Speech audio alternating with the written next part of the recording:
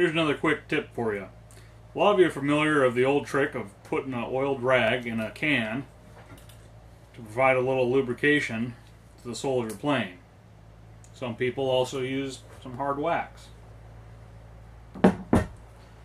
This also works great for the plate of your saw.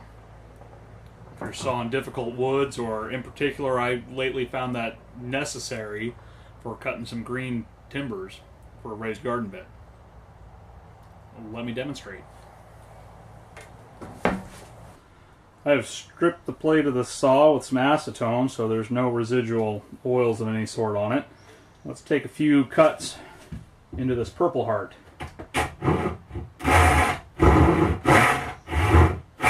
I did recently sharpen this. Listen to the tone though. Alright. I'm not getting a lot of binding or anything here where, you know, it's pinching the plate, but we can still put some oil on here.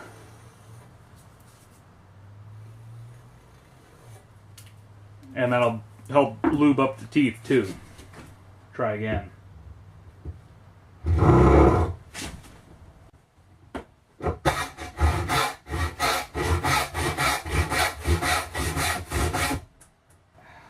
I don't know if you can hear that, but I can definitely feel that is much easier now.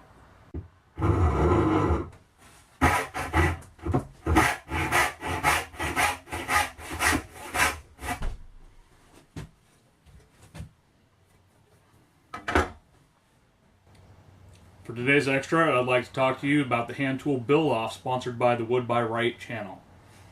It's a great contest where you make a hand tool, and then at the end of the contest, not only can you win a prize, but your tool gets given away to somebody who could really use it.